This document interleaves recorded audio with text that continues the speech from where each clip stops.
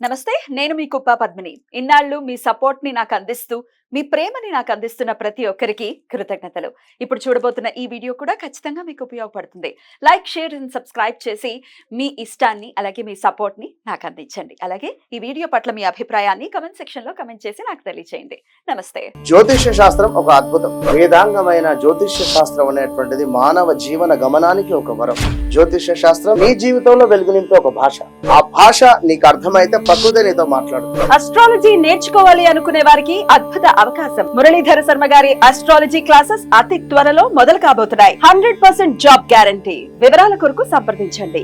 నమస్తే, welcome to our channel. నేను పద్మిని. ప్రస్తుతం పాటు ప్రముఖ ఆధ్యాత్మికవేత్త, astrologer, tarot card reader and Vedic nutritionist Shrimati Vanaja Ramisetti garu మనతో పాటు ఉన్నారు. మాట్లాడదాం. నమస్కారం అండి. నమస్తే మా పద్మిని. భాద్రపద శుక్లపక్ష ఏకాదశి వచ్చేస్తోంది. అద్భుతం. ఏకాదశి అనగానే మీ ఫేస్ లో ఒక బ్యూటిఫుల్ స్మైల్. బికాస్ మీకు చాలా ఇష్టం ఏకాదశి తిథులు అంటే. ఏకాదశి ట్రాన్స్ఫర్మేషన్. ఏకాదశి నుంచి లైఫ్ మారిందా? అంతే. అంటే ఐ మీన్ ఏకాదశుల నుంచి ఎప్పుడైతే చేయటం మొదలు పెట్టారో అంతే కదా. నేను ఒకప్పుడు మామూలుగా ఏకాదశి అంటే మామూలుగా చేసుకునేదాన్ని. కానీ ఎప్పుడైతే ఏకాదశి చెయ్యాలి అని ఒక సంకల్పం పెట్టుకొని మనము కాన్షియస్ గా ఉంటాం చూడు. ఏకాదశి రోజు నేను ఇలాగుంటాను, ఇవి చేస్తాను అన్నప్పుడు నుంచి మన లైఫ్ లో వచ్చే ప్రతి ఒక్క ట్రాన్స్ఫర్మేషన్ ఏదైతే ఉంటుందో ఫాస్ట్ గా జరుగుతుంది కదండి. Immediate result. ఇంకేం కావాలి మీకు? ఇంకెందుకు రెమెడీలు?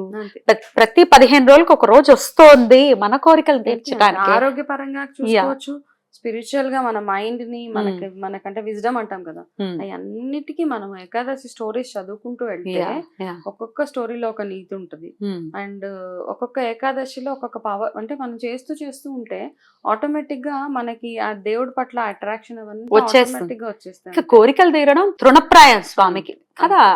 అలా తీర్చేస్తారు, అందులో సందేహం లేదు. దయచేసి స్టార్ట్ చేయండి, ఇది మనవి. రైట్ అండి. పరివర్తన ఏకాదశిగా పిలువబడేటటువంటి ఈ ఏకాదశి అద్భుతమైనటువంటి ఏకాదశి. స్వామి యోగ నిద్రలో ఉన్నారు. దానికి ఒక క్యూట్ స్టోరీ కూడా ఉండటం, ఆయన ఇటు నుంచి అటు తిరగటం, నుంచి రైట్ కి తిరుగుతారట. బ్యూటిఫుల్. అందుకని దాన్ని పరివర్తన ఏకాదశి జరుపుకుంటూ ఉంటారు. ఏం చేయాలి ఆ రోజు? ఎలా ఆరాధన చేసుకోవాలి? ఈ ప్రతి ఏకాదశికి మనం రెగ్యులర్ గా ఫాలో అవ్వే ఏదైతే నియమాలు ఉంటాయో అవి, ప్రత్యేకించి శనివారాలు వచ్చినప్పుడు, శనివారం మనం ఇంకా ఎక్కువగా మనం విష్ణు ఆరాధన ఎక్కువగా చేస్తాం కాబట్టి శనివారాలు ఆ రోజు వీలున్న వాళ్ళు తప్పకుండా గుడికి వెళ్ళాలి. అంటే మన ఇంట్లో పూజ చేసుకోవడం ఒక ఎత్తు అయితే, గుడిలో పూజ ఇంకొక స్పెషల్ గా చాలా డిఫరెంట్ ఆరాని ఇస్తుంది అనమాట. కాబట్టి గుడికి కూడా వెళ్ళొచ్చు. ఆ రోజు చేసే స్నానాలు ఏవైతే ఉంటాయో, నది స్నానాలు, ఇవన్నీ రెగ్యులర్ గా చేస్తూ ఉండండి. అయితే ఈ రోజు ఇంకా ఇంపార్టెంట్ గా మీరు చేయాల్సింది ఏంటంటే, రావి చెట్టు దగ్గర దీపారాధన చేసుకోవాలి. ఆ రోజు శనివారం కూడా ఉంది కాబట్టి ఆవ నూనె తోటి దీపం పెట్టండి. నార్మల్ గా ఆవు నెయ్యి తోటి పెడతాము విష్ణుమూర్తికి. మనము ఏకాదశి చేసినప్పుడు ఆవు నెయ్యి శ్రేష్టంగా వాడుతూ ఉంటాం కాబట్టి మీరు రావి చెట్టు దగ్గర ఖచ్చితంగా పూజ చేసినప్పుడు రావి చెట్టుకు 11 ప్రదక్షిణాలు చేయడం ఒకటి, అక్కడ పంచదార కలిపిన నీళ్ళని రావి చెట్టు దగ్గర పోయడం ఒకటి, దాంతో పాటు రాగి మన ఆవ నూనె తోటి దీపం పెట్టి, పిండి దీపం మోస్ట్ ఇంపార్టెంట్ గా పిండి దీపం పెట్టండి. పిండి పెట్టమంటారు. 2 దీపాలు పెట్టి అక్కడే ఒక బెల్లం ముక్క నైవేద్యంగా పెట్టి, పిండి దీపాలు పెట్టడానికి కూడా కారణం ఉంది. యాక్చువల్ గా మనం పిండి దీపాలు పెట్టినప్పుడు అక్కడ ఉన్న చెట్టు దగ్గర ఉన్న చీమలు అవి ఇవి తినేస్తాయి వాటిని. కాబట్టి మనకి ఆ పుణ్యం కూడా వస్తుంది అనమాట మనకి.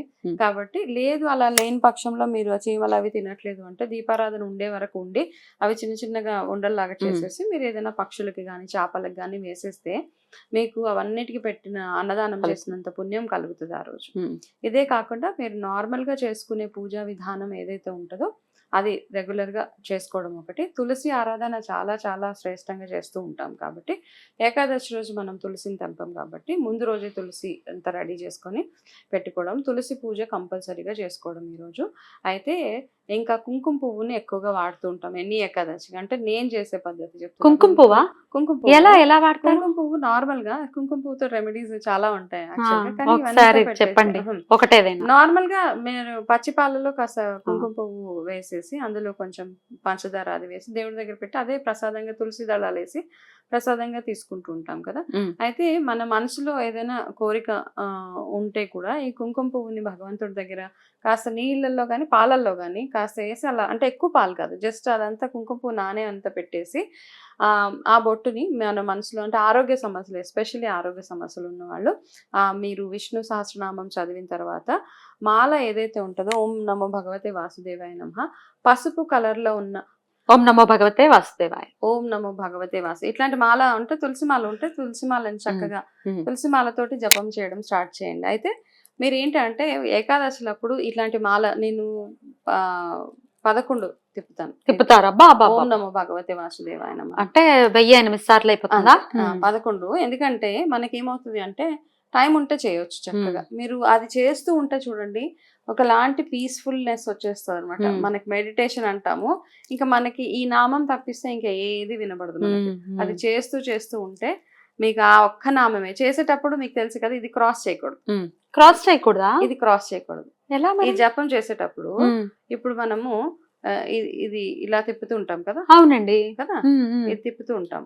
ఇది తిప్పిన తర్వాత ఇది ఈ వేలు తగలకూడదు, చూపుడు వేలు తగలనివ్వం కదా మనం జపమాలకి, చూపుడు వేలు తగలనివ్వము. ఇది తిప్పేస్తాము. ఇది తిప్పిన తర్వాత ఇది మొత్తం తిప్పేస్తాం కదా.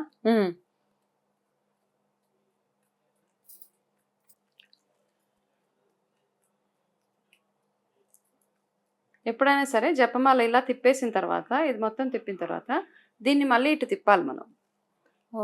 ఇటు తిప్పాలి ఇలా, అర్థమైందా? ఇది క్రాస్ చేయద్దు మళ్ళీ ఇలా అని కొంతమంది చాలా తిప్పేస్తుంటారు. ఇక్కడికి ఒకటి కౌంట్ చెప్పేసి మళ్ళీ ఇది దాటకూడదు, దీన్ని మళ్ళీ ఇటు తిప్పుకోవాలి మీరు. కట్ చేసుకోండి.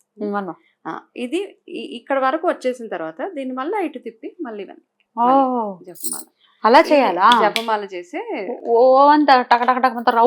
రౌండ్ తిప్పడానికి లేదు, దాటకూడదు అనమాట. దాటితే మీరు చేసిన జపానికి ఫలితం ఉండదు. కాబట్టి ఇట్లాంటి తులసిమాల ఒకటి తెచ్చి పెట్టుకోండి. నెలలో 2 ఏకాదశులు వస్తూ ఉంటాయి. రెమెడీస్ చాలా ఉన్నాయి, ఎన్నో చెప్పేశాను, చాలా చాలా ఉన్నాయి. మీకు ఆర్థిక సమస్యలు ఉంటే తులసి అమ్మవారి దగ్గర ఆవు నేతో దీపం పెట్టి ఒక 11 కాయిన్స్ అమ్మవారి దగ్గర పెట్టి 11 ప్రదక్షిణాలు చేసి ఆ కాయిన్స్ ని మీరు ఒక ఎర్రటి బట్టలో కట్టి మీరు బిజినెస్ చేసుకునే ప్లేస్ లో పెట్టుకోవచ్చు. అలా చేసినప్పుడు మీరు ఇంపార్టెంట్ గా గుర్తుపెట్టుకోవాల్సింది ఏంటంటే, ఎనీ ఏకాదశి ఆర్థిక పరమైన సమస్యలు ఉన్నప్పుడు ఈ రెమెడీని రిపీట్ చేస్తూ లక్ష్మీ అష్టోత్తరాన్ని చదవడము, లేకపోతే శ్రీ సూక్తాన్ని చదువుకుని ఉంటే సరిపోతుంది మనకి. అద్భుతం.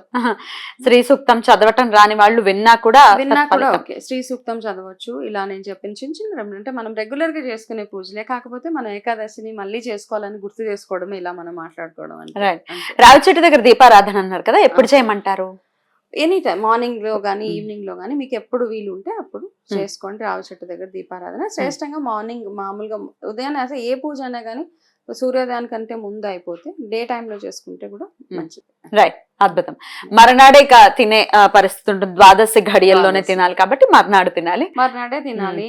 చాలా మంది రైస్ తినరు, అలాంటి వాళ్ళు, ఓపిక లేని వాళ్ళు కాస్త సగ్గు బియ్యం తోటి తినడం, ఇవన్నీ చేసిస్తూ ఉండండి. మనకు తెలిసి ఆల్రెడీ ఏకాదశి అంటే ఏకాదశి గురించి చాలా మందికి ఈ మధ్య ఒకప్పుడు అంత అవగాహన ఏమి ఉండేది కాదు.